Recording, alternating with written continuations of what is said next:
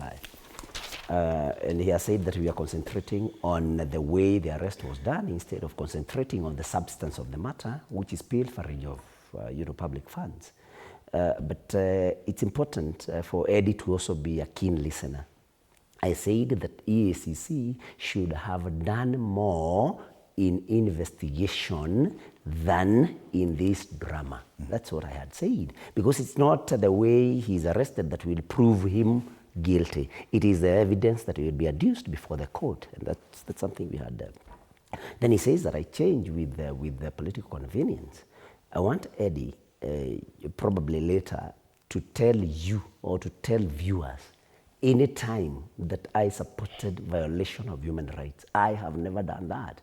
I have never, and I want him to go to the Hansard and bring you, excerpts of any time that I supported, either in the Senate or in the media, of violation of public rights, because I can never do that. But now coming to the issue of IEBC, it is true, and I agree with the concern by IEBC that that if we go to the elections without doing the delimitation and the review boundaries, then people could go to court. We may open ourselves to litigation, because of course that is not what the Constitution provides otherwise, because this is the 10th year since the boundaries were revealed, Fred. And so it's a constitutional provision which people may base the litigation on after the elections. And I think if I were to be asked, I would say that we need to seek a constitutional interpretation from the Supreme Court, that now that the deadline for review of boundaries is almost catching up with us,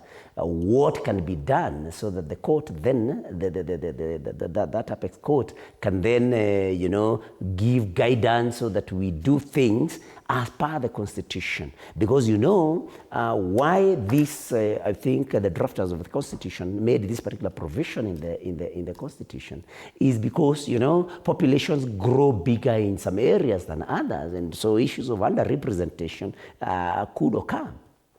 There are also historical issues, and the people feel that they need to keep reviewing boundaries and what have you. And so I think it's important that the IEBC, like I've submitted, seeks an interpretation from the Supreme Court. Yes. Because they also need, and there is also the issue of time and resources, because they also need to start preparing for the 2027 general elections, which could be very highly contested, and that is why there is a lot of pressure around the elections of 2027, and even a lot of politics happening around the politics of 2027. Fred, if you allow me, you have had people condemn the second deputy president, Gachagua, for saying that if IEBC in 2027 forces President Ruto on Kenyans, then there could be issues. Everybody I have had, trying to respond to that and condemning Gachagua has deliberately ignored the first part of that statement. If IEBC messes with the election and forces President Ruto on Kenyans, because Kenyans are tired.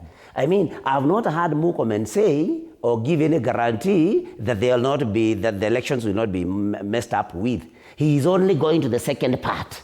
Everybody is going to the second part and not the first part. So it's very important that IEBC, makes a deliberate decision, and we see them making an effort to see to it that the 2027 general elections are free and fair, because nobody wants our country to be plunged into unnecessary chaos. Okay. And while still at that, I think it's also important that the issues that have been raised about the proposed commissioners, that they be done away with, and Parliament, the National Assembly, before they approve these names, should deal with those matters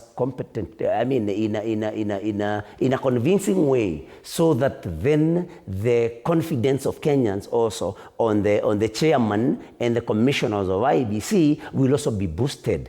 because we do not want these issues. We do not want, tension to start building. So let Kenyans know, let everybody know that everybody has a right to express their concerns and fears of what could happen if 2027 general elections are messed up with. All right. The story on the front page of the Star talks about the delay in reconstituting the IEBC. Because of that court order, Parliament will not even be able to vet the nominees next week. And we do not know the result of that. Will we need to go back to the drawing board and restart the reconstitution or the recruitment process? That could cause delays. Of course, there's an issue of time. That there are time constraints. Any new commission would have to deal with voter registration, the by-elections that are there, and now the possibility that they could be forced to delimit or to conduct a delimitation of boundaries. Due to the concerns, budgetary or otherwise, there seems to be this notion that there's a larger plot